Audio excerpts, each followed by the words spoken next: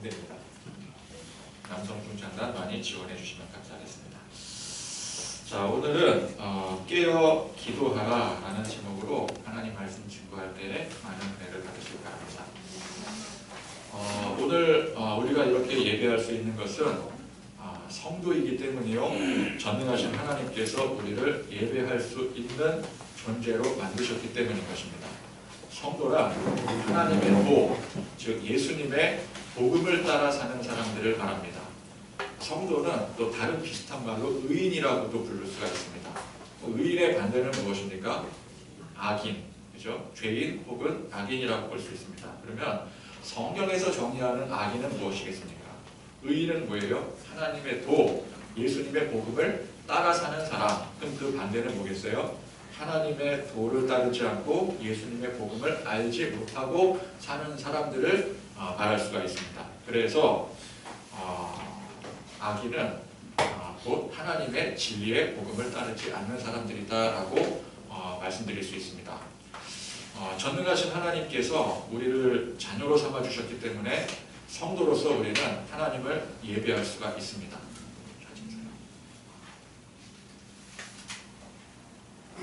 우리가 자녀이기 때문에 성도로서 하나님을 예배할 수가 있는 것이죠. 그러나 자녀가 되지 않은 사람들은 하나님께 예배할 수가 없는 것입니다. 그래서 예배는 성도의 특권입니다. 죄인은 원초적으로 하나님을 만날 수가 없기 때문에 예배가 불가능합니다. 그러니까 하나님을 알지 못하는 사람이 아무리 교회를 와서 예배를 드린다 해도 그건 형식적인 예배인 것이지, 그건 하나님 앞에 온전히 드려질 수 있는 예배가 아닌 것이죠. 왜? 하나님을 알아야 예배를 할 수 있기 때문에 그렇습니다. 그래서 예배는 성도의 특권인 것입니다. 죄인은 원초적으로 하나님을 만날 수가 없으므로 예배가 불가능하지만, 의인은 죄가 해결되었기 때문에 하나님을 마음껏 만나고 교제할 수 있게 되는 것입니다. 예배는 우리와 하나님 간의 모든 관계를 통틀어 말하는 것입니다. 찬양하고 기도하고 또 말씀 묵상하고 또 그 가운데 나누고 함께 예배하는 성도가 서로 교제하는 것 또한 예배인 것입니다. 이렇게 정해진 시간과 순서에 따라 드려지는 것도 예배지만 이것만이 예배가 아닙니다. 예배는 자유함으로 드려야 됩니다. 형식에 얽매이면 제대로 예배할 수가 없습니다. 하나님은 우리가 풍성한 은혜로 더욱더 풍성하게 그 은혜를 나누기를 원하십니다. 그럼 기도는 무엇인가? 오늘은 기도에 대한 내용이잖아요. 기도는 하나님과의 관계, 우리가 보통 얘기하죠. 또 기도는 영적인 호흡이다, 그렇게 얘기를 합니다. 근데 저는 또 이것을 제 개인적으로는 이렇게 설명을 하고 싶습니다. 일반적으로 볼 때 예배가 하나님과의 관계에 있어서 포괄적인 개념이라고 한다면 기도는 보다 그 안에, 즉 개인적인 성향을 갖는다. 저는 그렇게 설명을 드리고 싶어요. 물론 성도들이 함께 같이 모여서 예배하는 가운데 함께 기도하는 것도 있지만 기도는 이제 일반적으로 볼 때는 보다 구체적인 하나님과의 관계다라고 설명하고 싶습니다. 그러니까 예배가 꼭 정해진 형식에서 드리는 것만이 아닌 것처럼 기도도 마찬가지입니다. 기도도 정해진 형식으로 드리는 것만이 기도가 아닙니다. 무릎을 꿇고, 기도의 형식이라면은 무릎을 꿇는다든지 두 손을 모으다든지 두 눈을 감는다든지 그런 여러 가지 것들이 있지 않겠습니까? 또 그러면서 또 기도 내용에도 보면 일종의 형식들이 있어요. 하나님의 이름을 부르면서 또 그렇게 하는 것도 그것도 기도이지만 조용히 거닐면서 묵상으로 하나님께 아뢰는 것도 기도입니다. 눈을 뜨고 하는 것도 기도예요. 저는 눈을 잘 감지 않거든요. 눈을 감는 것보다 눈을 뜨는 게 오히려 저는 집중이 잘 되기 때문에 저는 좀 눈을 뜨면서 기도하는 편이에요. 근데 제가 예전에 눈을 뜨고 기도하다 보니까 어떤 학생이 목사님 기도하는데 눈 떴대요. 그래가지고 이제 또 그게 시험이 될까봐 그냥 이제 회중들이 있는 데서는 눈을 감고 기도를 하긴 합니다. 그러나 눈을 감느냐 눈을 뜨느냐 그게 법이 있는 건 아니잖아요. 또 일하면서 우리가 일을 하든지 일상생활을 하면서 우리 마음에 기도하는 마음으로 하나님을 향한 마음으로 하는 그것도 기도인 거예요.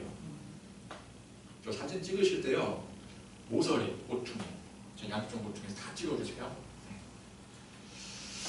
우리가 좀 더 하나님께 제대로 집중하기 위해서 장소를 정하고 시간을 정하고 순서를 정해서 예배하는 것처럼 장소와 일정한 형식을 가지고 기도하는 것은 그게 기도하는 법이기 때문이 아니라 좀 더 하나님께 집중하기 위해서 그렇게 하는 방법인 것이죠. 사실 우리가 하나님 앞에 기도하지 않아도 하나님은 우리의 사정, 우리의 속마음을 다 아십니다. 설령 기도하지 않는다고 해서 하나님께서 우리를 외면하시고 내버려 두지 않으십니다. 많은 성도들이 착각을 하는 것이 기도하지 않으면 하나님께서 축복해 주지 않으셔라고 생각하는데, 여러분, 하나님의 축복과 기도와는 별로 상관이 없습니다. 기도를 하건 안 하건 하나님은 하나님의 백성들을 축복해 주셔요. 근데 우리가 어쩌면 잘못 배운 거예요. 내가 열심히 뭔가를 하나님 앞에 특심으로 드려야 하나님은 복을 내려주신다, 그렇게 생각하는데 우리 하나님은 그렇게 깐깐한 분이 아니세요. 그럼에도 불구하고 기도해야 되는 이유가 무엇입니까? 이것이 하나님과 나와의, 하나님과 우리와의 관계이기 때문입니다. 여러분, 부부나 자녀 간의 가족들끼리 대화가 없어도 가족은 가족이에요. 그죠? 여러분, 대화가 많은 가족도 있지만 대화가 없는 가족도 있어요. 우리는 점점 대화가 없어졌다가 나중에 또 다시 대화가 회복될 것 같긴 해요. 근데 지금은 그럴 때라고 생각을 합니다. 왜? 고3이잖아요. 근데 그래도 가족은 가족이에요. 그러나 대화가 없으면 어떤 가족이 돼요? 썰렁한 가족이 되겠죠. 옛날에 그 개그 콘서트 코너에 보면은 밥 묵자라는 코너, 여러분 뭐 잘 모르시겠지만 그런 코너가 있었거든요. 거기 이제 그 밥 묵자 하면은 이게 어디 사투리입니까? 밥 묵자. 경상도 사투리잖아요. 경상도 아버지와 그 아들과 어머니가 식사를 딱 테이블에 앉아서 식사를 하는데 아버지가 한마디에 밥 먹자. 그러면 그냥 밥만 먹는 거예요. 그런 썰렁한 밥 묵자 가족. 무늬만 가족이지 대화가 하나도 없이 어떻게 가족으로서 제대로 기능을 할 수가 있겠습니까? 가족이라 하면 그 안에 대화가 있어야 되는 거예요. 대화가. 그렇죠? 그러나 부모와 자녀 간의 대화 한마디 오가지 않아도 부모는 자녀를 양육하고 자녀는 부모를 공경할 수가 있습니다. 그러나 그것보다는 서로 대화하고 그 삶을 나눌 때 그게 더 자연스럽게 되는 거예요. 그러니까 우리가 하나님의 자녀라고 하면서 하나님과 관계를 맺지 않는다면 어떻게 하나님의 자녀라고 자부심을 갖고 자랑할 수가 있겠습니까? 물론 우리는 매주 예배하면서 하나님과의 관계를 맺게 됩니다. 이 예배가 지금 우리가 하나님과 관계를 맺는 시간 아니겠습니까? 그러나 그 이상으로 우리는 하나님과 개인적인 관계, 개인적인 교제가 필요한 거예요.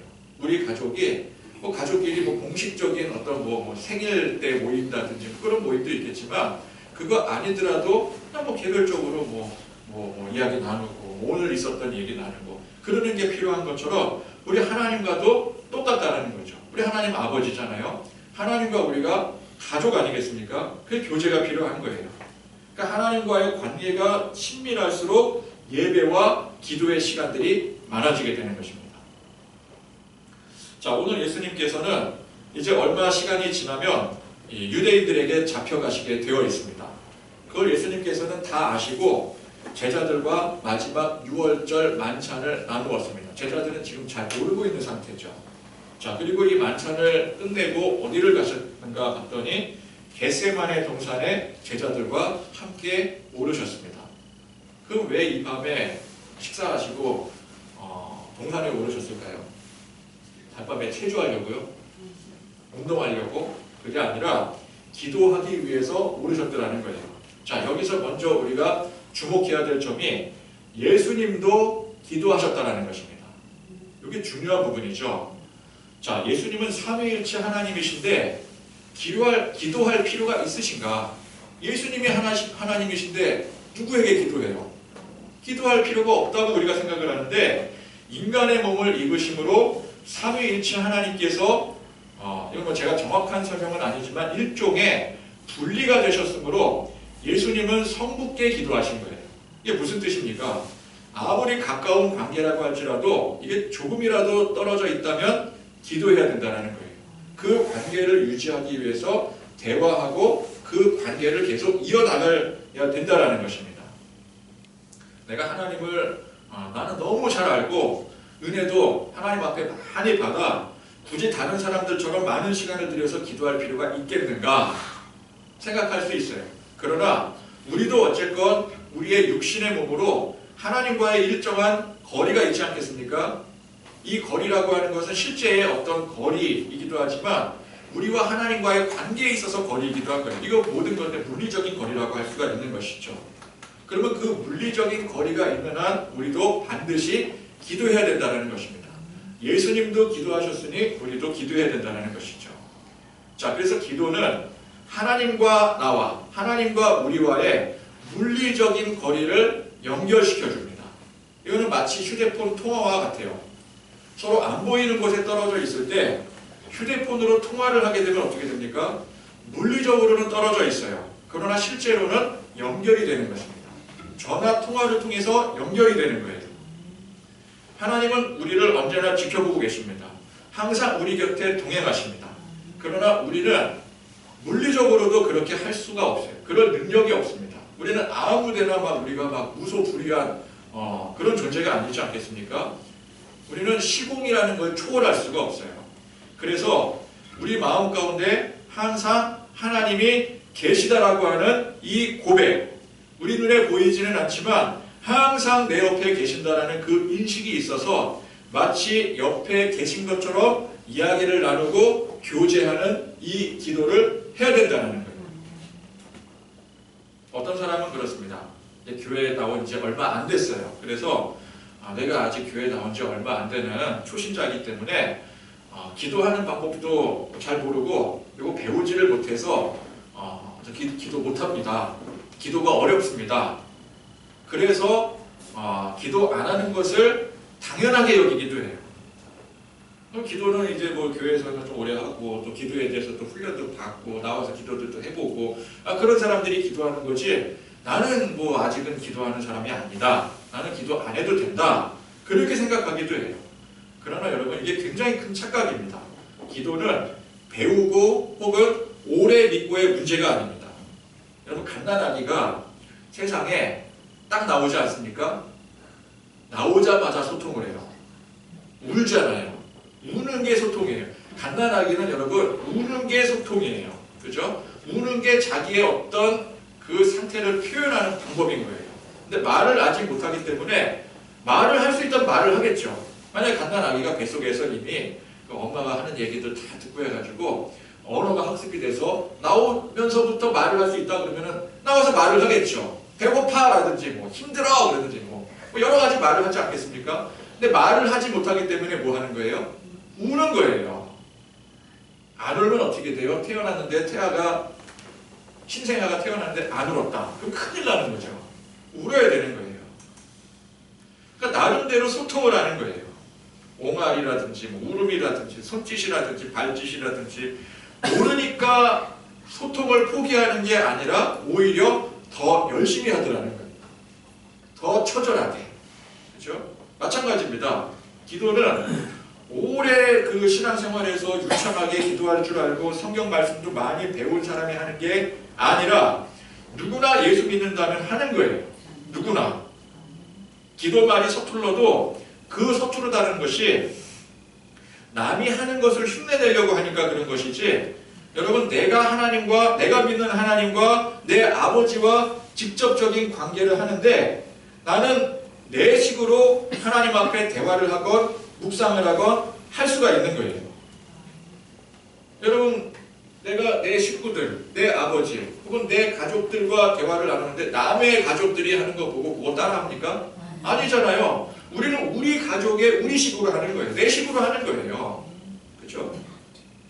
제가 어렸을 때는 기도하려면 이제 어렸을 때부터 교회 다니는데 기도 안 시킬 때는 몰랐는데 고학년이 되니까 주일학교에서 자꾸 기도를 시키더라고요. 근데 기도를 못 하겠는 거예요. 왜? 어른들이 하는 기도를 보니까 너무 어렵거든요. 자비로우시고 전능하시고 어쩌고 저쩌고 하는데 어린 마음에 그걸 따라할 수가 없는 거예요. 흉내를 낼 수가 없는 거예요. 그러니까 기도를 못 하겠더라고요. 그러니까 남이 하는 거를 내가 그대로 따라서 하려고 하니까 그걸 못 하는 거예요. 그걸 어렵다고 생각을 하는 거예요. 여러분 대통령을 많은 사람들이 보는 앞에서 대통령께서 이제 막 연설을 하지 않습니까? 그런데 이제 막 뭐 국민들과의 대담 해가지고 뭐 이렇게 막 그런 뭐 어떤 행사를 할 수도 있잖아요. 그런데 그 앞에 어떻게 이제 뭐 이렇게 초대가 됐는지 뭐 뽑혀가지고 나와서 대통령과 대화하라. 그럼 제대로 대화가 되겠습니까? 하고 싶은 말 할 수 있겠어요? 인터넷으로는 막 하죠. 그냥 뭐 욕도 나라는 욕도 하고 뭐 그냥 별의별 거 뭐 이거 해라 저거 해라 뭐 이거 못하냐 저거 못하냐 뭐 빨갱이다 뭐다 그러면서 막 인터넷으로는 그렇게 해도 막상 대통령 앞에 서서 할 말 해봐라 그러면은 누가 할 수 있겠어요? 그냥 뭐 아무것도 못하고 쭈뼛쭈뼛대다가 네 그러다가 말겠지. 그러나 그 대통령이 직접 내 집에 찾아오시는 거예요. 그냥 개인적으로 찾아와서 아무도 보지 않는 상황에서 수행비서도 없어요. 수행비서도 없어. 그리고 허심탄회하게 자 얘기합시다. 나랑 그냥 허심탄회하게 얘기합시다. 근데 여기 이제 뭐 이 대화에 뒤끝이 없다라는 이제 그 확실한 가정하에 철저히 보장이 된다면 못할 게 없잖아요. 그렇죠? 우리 집에서 대화를 하는데 내가 초청한 것도 아닌데 직접 찾아왔어요. 그러면은 여러분 대통령에 대해서 한 나라의 대통령에 대해서 궁금한 게 얼마나 많습니까? 그죠? 저는 궁금한 게 굉장히 많아요. 대통령의 일과는 어떤지. 대통령은 아침에 일어날 때부터 그냥 집무실 가서 그냥 퇴근할 때까지 집무만 하고 있는지. 개인 시간은 어떤지. 개인 취미 생활을 할 수가 있는지. 무슨 음식을 먹는지. 저는 그게 궁금해요. 대통령이 먹는 음식은 도대체 뭘까? 뭐 맨날 이렇게 맛있는 거 드실까? 아니면은 라면이라도 드실까? 그리고 뭐 대통령이 입는 옷 같은 거 있잖아요. 그거는 사주는 건지 아니면 본인이 사는 건지 그것도 궁금해요. 그리고 집무실 예전에는 청와대였는데 지금은 이제 뭐 집무실을 그러면은 내 집무실인데 대통령 취향대로 리모델링 같은 거 할 수 있는지 있다면 어느 정도까지 가능한지 우리 교회가 이제 리모델링을 하니까 저는 또 그런 게 또 궁금하더라고요. 뭐 부동산 정책이라든지 뭐 국제 정책 같은 거, 뭐 또 평소에 불만이 많았던 것들 할 말이 얼마나 많겠어요. 처음에야 좀 어색하고 그러지만 괜찮다고 집에서 그냥 뭐 과일이나 깎아갖고 이렇게 내놓고 하면서 이렇게 막 얘기하다 보면은 그냥 막 술술 나오지 않겠어요? 처음 교회에 온 초신자들은 대교기도 해라. 그러면 이거 굉장히 어려운 일입니다. 뭐 초신자뿐만 아니라 아무리 오래 교회를 다녔어도 대교기도 하라고 다 어려워하더라고요. 그러나 개인적으로 허심탄회하게 대화를 한다면 이게 못할 게 없는 거예요. 그죠? 초신자인 만큼 궁금한 게 얼마나 많습니까? 모르는 거 물어보는 것만으로도 몇 시간이 금방 지나갈 거예요. 그러면 또 이렇게 말할 수 있어요. 물어봐도 답변이 없는데 기도라는 거는 이제 하나님께 기도하는데 하나님 내 눈앞에 보이는 게 아니잖아요. 나는 막 얘기하는데 하나님은 답변이 없으셔요. 그러면은 그게 어떻게 됩니까? 그거 뭐 훈련이 된 사람이야 그렇게 뭐 하나님의 음성을 듣는다기도 하고 그러는데 그게 안 된 사람은 그게 되겠습니까? 라고 물어볼 수가 있어요. 그런데 제가 보니까 이것도 전혀 문제가 되지 않아요. 이제 가끔 이제 신방 같은 거 할 때 보면은 대부분의 이제 신방하면은 사람들이 서먹서먹해 하죠. 근데 그러다가 일단 이제 뭐 몇 마디 말을 시작하다 보면은요, 제가 하는 말은 들을 생각도 안 하고 그냥 막 청산유수입니다. 뭐 이 얘기하고 저기 얘기하고 막 그러다가 그래서 제가 이거 어느 포인트에서 자르고 예배에 들어가야 될지 막 애매할 정도로 제가 어느 집에 갔더니 제가 그 신방간 그 집에 그분한테 3시간을 설교를 들었어요. 3시간. 근데 제가 중간에 말하려고 하면 말을 못하게 자꾸만 가로채요. 그 자기가 말을 막 해. 그럼 딱 끊고. 그러다가 이제 이제 다 됐으니까 뭐 기도해 주시고 가시죠. 이러는 거예요. 그러고 나서 뭐라 그럽니까? 오늘 못다한 얘기는 다음에 또 만나서 합시다. 또 이러는 거예요. 그래서 제가 보니까 내가 말을 안 해도 상대방이 얼마든지 말을 할 수가 있어요. 그러니까 하나님이 묵묵히 듣고만 계셔도 우리가 말할 수 있으면 얼마든지 말할 수 있다라는 얘기죠. 그렇죠? 내 마음이 그렇게 열려 있다면 얼마든지 할 수가 있는 거예요.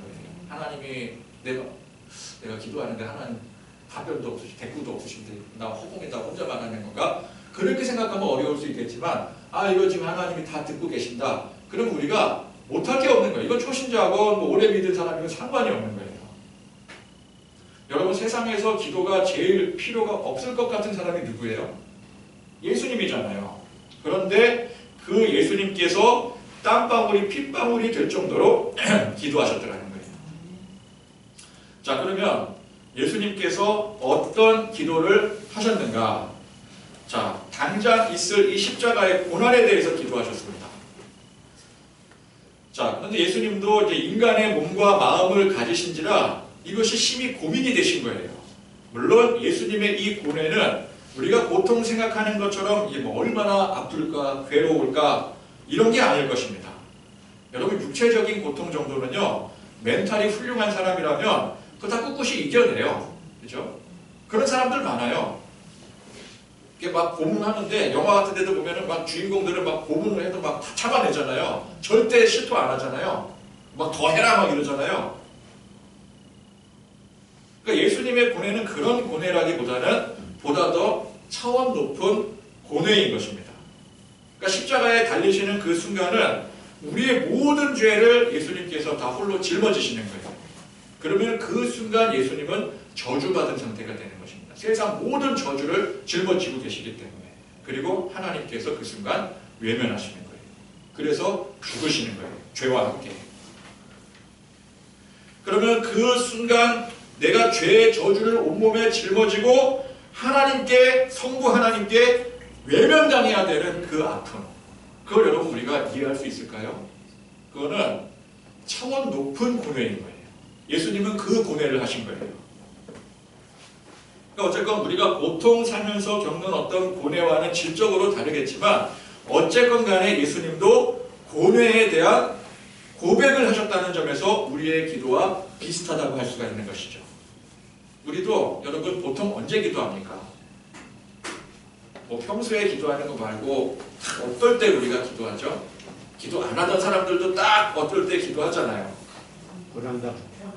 고난이 닥쳤을 때, 정말 힘들고 괴로울 때는 제가 보니까 예수 안 믿는 하나님 안 믿는 사람들만 기도하는 경우가 있더라고요. 그죠? 우리는 힘들고 괴로울 때 기도해요. 평소에 기도 안 하다가도 문제가 생기면 저절로 기도하게 됩니다.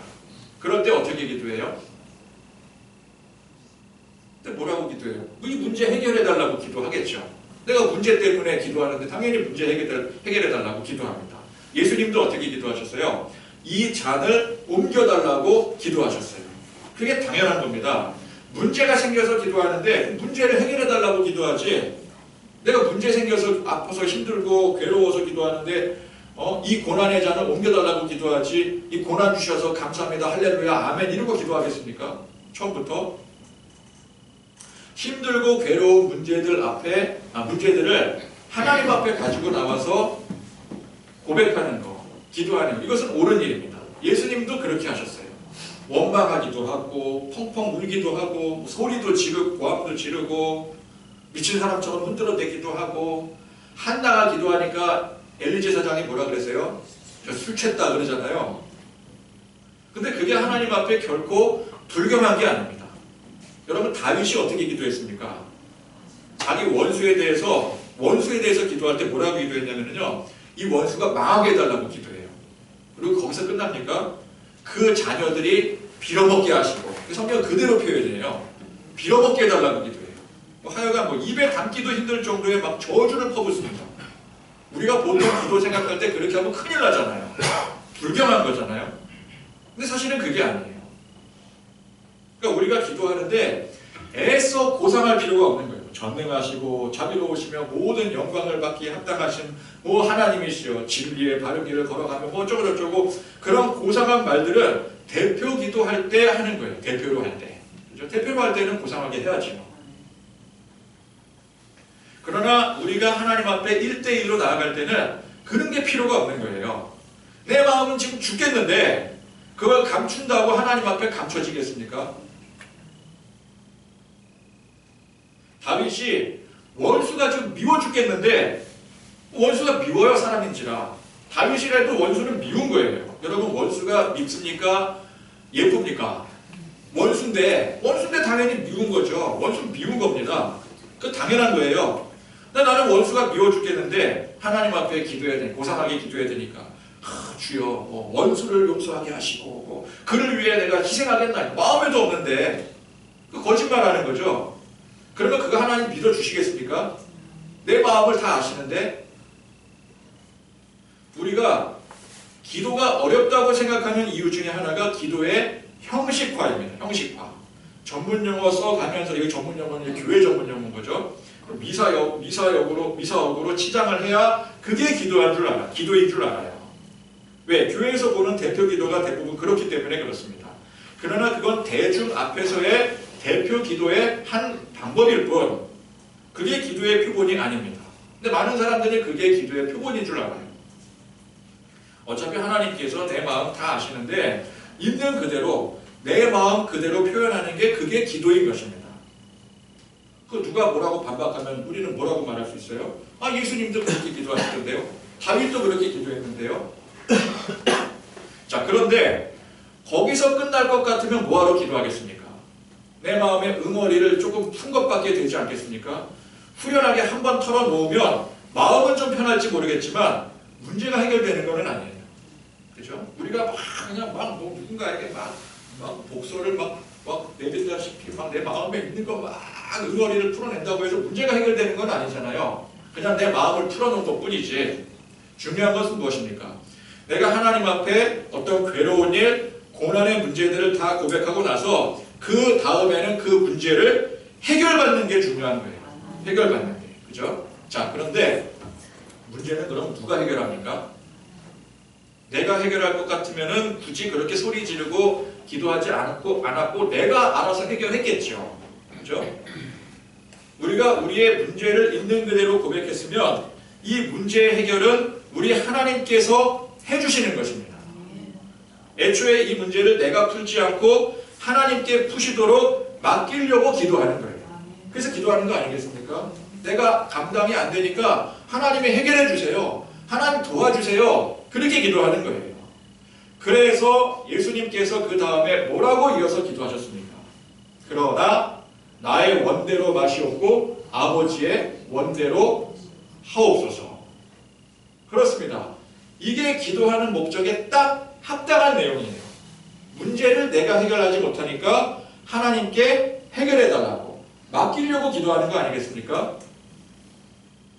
나의 원대로 마시옵고 하나님의 아버지의 원대로 하시옵소서.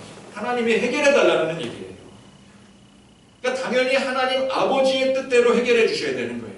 하나님께 맡겼으면 하나님의 뜻대로 해결해 주셔야 되는 것이죠. 우리가 예를 들어서 학생들이 모르는 수학 문제를 내가 모르니까 수학 선생님에게 가져가지 않겠어요. 이거 좀 풀어주세요. 그러고 그럼 선생님은 그래 가져와라. 그럴 때 이 학생이 이 문제를 선생님에게 맡기는 거죠. 맡겨야 되는 거예요. 그죠? 그러니까 나는 이런 공식을 대입해서 풀려고 했는데 이게 문제가 풀리질 않아요. 그러니까 선생님이 뭐라 그래요? 그거는 그 공식이 아니라 이 공식을 대입을 해야 돼. 그렇게 가르쳐 주시면 내가 몰랐구나. 그래서 하나를 더 배우게 되는 것이죠. 우리는 내가 못 푼 문제를 자꾸만 내 식으로 답을 내려고 해요. 내가 생각한 대로. 이 문제는 내가 모르는 다른 공식으로 풀어야 답이 나오는데 내 지식의 한계로 내가 아는 공식만 고집하면 이게 답이 안 나오는 겁니다. 수학 문제를 푸는데 내가 아는 공식의 한계가 있잖아요. 아무리 풀어도 이게 답이 안 나오는 거예요. 그럴 때는 어떻게 해야 돼요? 선생님한테 가져가서 선생님이 가르쳐 주시는 내가 모르는 다른 공식으로 풀어야 답이 나오는 거거든요. 근데 그 학생이 자꾸만 자기 공식을 고집하는 거야. 그거는 모르겠고 나는 내가 공식 아는 거 이거밖에 없으니까 이걸로 풀게 해주세요. 그런데 선생님이 뭐라 그래요? 그거는 아무리 해도 답이 안 나와. 그러다가 계속 우기면 어떻게 돼요? 쳐 맞아야지. 그죠? 그러니까 당연히 선생님께서 아시는 공식으로 풀어달라고 해야 되는 거예요. 근데 우리는 자꾸만 어떻게 해요? 내가 아는 공식으로 풀어달라고. 자, 돈을 잘 못 벌어서 힘들게 되었습니다. 그러면 하나님 앞에 이 문제를 맡길 때에 내 방식이 아니라 하나님 방식대로 풀어달라고 해야 되는 거예요. 나의 원대로 마시옵고 아버지의 원대로 하옵소서. 이래야 되는 거예요.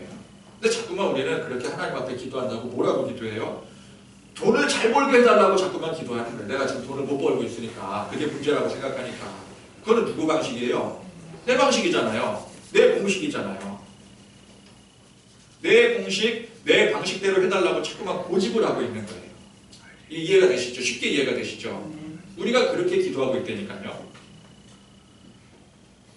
그래서 우리가 하나님 앞에 내 마음 있는 그대로 고백하는 것은 내 이 문제의 모든 것을 하나님께 맡깁니다 라는 고백이 되어져야 되는 거예요. 예수님께서 이 잔을 옮겨달라고 기도한 것은 그대로 내 뜻대로 해달라는 의미가 아니라 그만큼 이게 힘든 문제임을 고백하고 있는 거예요. 나 그만큼 힘듭니다. 그래서 내 힘들기 때문에 이 문제를 내 뜻대로 하지 마시고 아버지의 뜻대로 해주세요. 이렇게 기도하는 거예요. 이게 옳은 거예요. 다윗이 원수를 저주하고 망하게 해달라고 하는 것을 진짜 그렇게 망하게 해달라고 기도하는 게 아니거든요.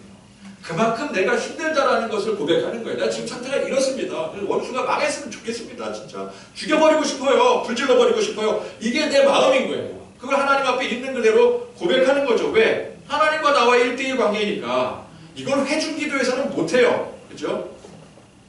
회중 기도에서 그렇게 하면 안 되지. 그러나 나와 하나님과의 관계니까 그렇게 기도할 수 있는 거예요. 그런데 그것이 내가 이렇게 힘드니까 하나님이 해결해 주세요. 이게 돼야 되는 거지. 나는 이렇게 원수를 죽이고 싶으니까 하나님 대신 죽여주세요. 이게 아니라는 거죠. 쉽게 이해가 되시죠? 네. 내가 이렇게 힘들고 괴롭고 문제가 많으니 내가 생각하는 대로 해결해 달라고 구하는 것이 아니라 내 문제들은 내가 풀 수 없으니 내 방식이 아니라 하나님 방식대로 해결해 달라고 구하는 것입니다. 그러면 우리가 힘든 문제, 그 괴로운 마음을 하나님 앞에 있는 그대로 뭐 어떤 형식에 얽매일 필요가 없이 그대로 다 토해내고 그리고 그 문제를 하나님 앞에 온전히 맡김으로 믿습니다. 아멘. 그러는 거예요. 여기서 믿습니다. 아멘은 뭐예요? 내가 생각한 대로 하나님이 이루어 주시겠지 믿습니다. 아멘. 이게 아니에요. 하나님께서 하나님의 방식대로 이루어 주실 것을 믿습니다. 근데 그 하나님의 방식을 우리가 아직은 몰라요. 왜? 나는 무지하기 때문에. 그러나 하나님이 옳다는 것을 믿기 때문에 우리 그걸 믿는 거예요. 근데 어떤 사람은 하나님 앞에 기도했는데 내가 돈 달라고 기도했는데 하나님 돈을 안 주셔서 내가 믿습니다. 아멘까지 하면서 기도했는데 왜 돈을 안 주십니까? 그거는 뭐예요? 자기 원대로 자기 뜻대로 한 거예요. 하나님을 존중한 게 아니에요. 그거는 기도가 잘못된 거죠. 근데 우리가 보통 그렇게 잘못된 기도를 하고 있는 거예요. 그러니까 온전히 맡김으로 믿습니다. 아멘 할 때 우리는 비로소 제대로 기도하게 되는 것입니다. 나는 이게 좋으니까 내 방식대로 해달라. 이거는 하나님께 기도하는 게 아니에요. 사실은. 우리가 보통 그렇게 나는 이게 좋으니까 내 방식대로 해달라. 이거 누구에게 하는 말입니까? 쪼수. 그죠? 내 쪼수나 하인에게 요구하는 거예요. 하인에게는 뭐라고 요구해요? 하인이 예를 들어서 이거 이렇게 했으면 좋겠습니다. 근데 주인이 뭐라 그래요? 나는 이렇게 했으면 좋겠어. 이렇게 해. 그럼 하인은 어떻게 해야 돼요? 주인이 원하는 대로 네 알겠습니다 라고 해야 되는 거예요. 명령인 거죠. 우리가 하나님 앞에 하나님 제가 이 문제가 있고요. 저 문제가 있는데 이걸 이렇게 해결해 주시고 저렇게 해결해 주세요. 그거는 하나님을 뭐로 생각하는 거예요? 쪼수로 생각하는 거예요. 종으로 생각하는 명령을 하고 있는 거예요. 우리는 하나님께 기도를 위장한 명령을 하면 안 됩니다. 성도들이 하나님께 명령을 하고 있어요. 그렇게 가르치고 있어요. 또 그렇게 해야 하나님께서 들어주신다 그래요. 나는 사정이 이렇지만 저는 사정이 이렇지만 하나님께서 하나님의 방식대로 해주실 것을 믿습니다. 이래야 되는 거예요. 자, 그렇게 기도하신 예수님께서 자, 제자들에게 가보니까 제자들은 전부가 다 골아 떨어져 있습니다. 잠이 들어 있어요. 자, 그러면 이 시간이 몇 시쯤 되었을까요? 분위기상. 몇 번이나 갔는데도 계속 막 깨지 못하고 막 해롱해롱대고 막 잠들고 있거든요. 그럼 우리가 이렇게 막 잠자고 있는데 중간에 막 깨워서 야, 기도하자 그러면 막 그럴 때 그게 몇 시쯤 될까요? 한 새벽 한 4~5시쯤은 된 것 같아요. 그죠? 그럼 제일 깊이 골아떨어지는 시간이잖아요. 그렇게 피곤하고 깨어 기도하라 해도 가보면 또 졸고 있고 가보면 또 졸고 있고 그러니까. 자, 그런데 여러분 잘 보세요. 그렇게 예수님께서 기도를 다 마치신 후에 어떤 일이 벌어졌습니까? 분위기상 지금 바로 동이 터야 돼요. 그죠? 새벽 4~5시경 됐으니까 예수님께서 이제 기도 마무리하고 6시쯤 됐을 거 아니에요? 그럼 아침이 밝아와야죠. 근데 어떤 일이 벌어졌어요? 대제사장의 무리들이 예수님을 잡으러 산을 오르고 있는데 어떻게 올라가요? 횃불 들고 올라오고 있어요. 동이 텄는데 횃불 듭니까? 그냥 올라오죠? 아직 한밤중이라는 얘기예요. 그리고 예수님께서 그날 밤에 잡히시고 대제사장 뜰 앞에 많은 사람들이 모인 자리에 서게 되셨습니다. 그게 그 다음날 아침입니까? 그날 밤이었어요. 그게 밤중에 이루어진 일입니다. 그러면 예수님께서 겟세마네 동산에 올라오셔서 기도하신 시간이 대략 몇 시쯤 될 거라고 추정할 수 있을까요? 늦어도 한 10시쯤. 그죠? 왜냐면은 기도 마쳤는데도 사람들이 다 모여 있잖아요. 새벽에 사람들이 모이진 않거든요. 그럼 뭐 9시나 그쯤부터 기도 시작해서 기도 마친 시간이 뭐 10시나 11시 정도 됐을 거예요. 대략 추산해 보면은. 그러니까 예수님 잡으러 온 사람들이나 구경하러 온 사람들이 전부 다 지금 시간에 깨어있는 사람들 아니겠습니까? 근데 그 시간에 9시에 9시, 저녁 9시 밥 먹고 나서, 그죠? 밥 먹고 나서 시간이 한참 지나서 새벽 4~5시가 된 게 아니라 밥 먹고 나서 9시, 10시 딱 이 시간이라고요. 근데 그 시간에 뭐가 그렇게 졸리다고 피곤하다고 그냥 그렇게 다 막 새벽 4~5시 된 것 마냥 그렇게 골아떨어지고 있습니까? 이게 그렇습니다. 평소에 멀쩡하다가도 야 기도합시다. 우리 예배합시다. 그러면 그게 그렇게 졸린 거예요. 없던 잠이 막 쏟아집니다. 여러분 주일날 제일 졸린 시간이 언제예요?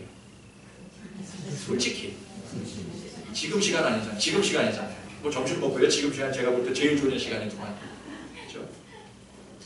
평소라면 지금 졸거나 잘 시간이 아니잖아요. 그죠? 근데 이상하게 이렇게 뭐 설교 시간만 되면은 이게 졸려온 거예요. 졸음이 몰려오는 거예요. 고개가 그냥 막 끄덕끄덕대고 이게 막 감사합니다. 아멘 할렐루야 이 고개가 아니라 좋으라고. 그죠? 그만큼 악한 영이 기도하지 못하게 방해를 하는 거예요. 예배하지 못하고 말씀 듣지 못하게 방해하는 겁니다. 예수님께서 뭐라고 말씀하십니까? 시험에 들지 않게 깨어있어 기도하라. 시험에 들고 있다는 거예요.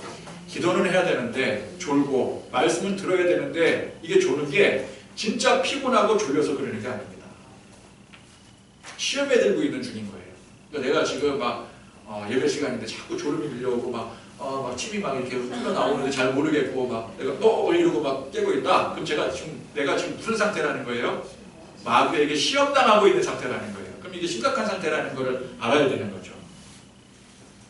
그러니까 우리가 문제 때문에 기도하기도 하지만 더 중요한 것은 시험에 들지 않기 위해 기도해야 되는 것입니다. 성도가 하나님과의 관계가 긴밀하게 이어져 있지 않으면 반드시 시험에 들게 돼 있어요. 그래서 우리는 문제가 있을 때뿐만 아니라 평소에 항상 기도해야 됩니다. 마음에는 원이로되 육신이 약하도다. 이거 뭐 유명한 우리의 18번 아닙니까? 이게 여기 나온 거거든요. 마음에 항상 다짐을 해도 그걸 실천하지 않으면 아무 소용이 없는 거예요. 그 다짐을 실행하지 못하도록 악한 마귀는 항상 우리를 결박합니다. 우리는 하나님과 정해진 시간보다 세상과 정해진 시간이 훨씬 많아요. 악한 마귀는 우리가 하나님과 정한 시간에 하나님과 동행하는 것마저도 못하게 방해하는데 이렇게 예배 시간마저도 예배에 집중하지 못하게 방해를 하는데 세상과 정해진 시간 속에서는 오죽하겠습니까? 시각적으로나 그러니까 시간적으로나 물리적으로나 마귀에게 시험당하는데 절대 유리한 가운데 우리가 살고 있는 거예요. 그래서 그 원칙대로라면 하루 24시간 중에 예배하고 기도하는 시간이 최소 얼마가 되어야 된다는 소리예요. 균형을 맞추려면 그냥 물리적으로 하루 24시간 중에 수학이 안 됩니까? 반 나누면 되잖아요. 그러면 12시간은 우리가 예배하고 기도하는 시간에 집중을 해야 나머지 12시간은 마귀에게 내어줬다 하더라도 이 12시간은 성령님에게 내어주면 되잖아요. 그러면 이게 쌩쌩이 되겠죠. 물리적으로 계산하자면 그렇다라는 거예요. 근데 하루에 12시간을 예배하고 기도할 수 있습니까? 내가 삶을 사는 사람, 생활하는 사람으로서. 근데 중요한 것은 악한 마귀가 역사하는 것처럼 성령님도 동시에 역사하신다는 거예요. 그럼 누가 이깁니까? 성령님과 마귀가 싸우면 누가 이깁니까? 성령님이 이겨요. 성령님이 더 강하세요. 그래서 우리가 이를테면은 하루 24시간을 세상과 관계하고 있을지라도, 그래서 마귀에게 그 시간을 다 빼앗겼을지라도 단 1시간 성령님께서 우리와 함께 하신다면은 그 성령님이 그 전체 시간을 다 주도해 나가시는 거예요. 이기시는 거예요.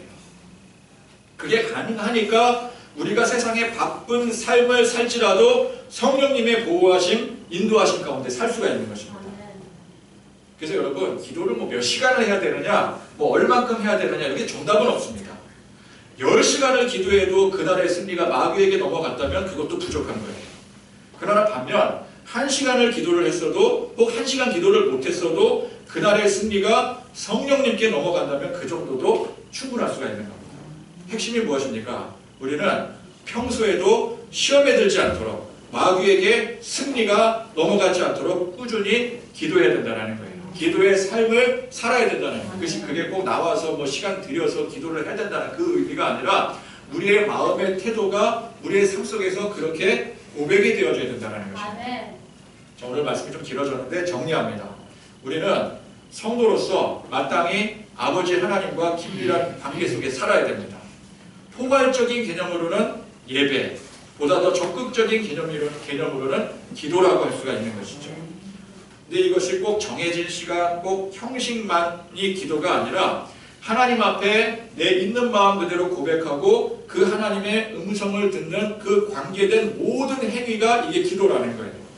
그래서 기도는 누구에게나 해당이 되는 겁니다.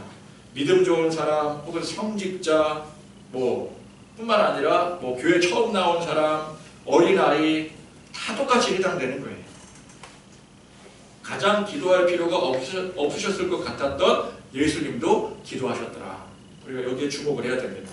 그리고 그 기도의 내용이 내 기준이 아니라 오직 아버지의 뜻대로 문제에 만났을 때 맡기는 기도, 또한 문제가 있을 때뿐만 아니라 평소에 시험에 들지 않도록 깨어있기 위해서 항상 하나님과 관계 속에서 살아가시는 그런 저와 여러분들이 되실 수 있기를 간절히 축원드립니다.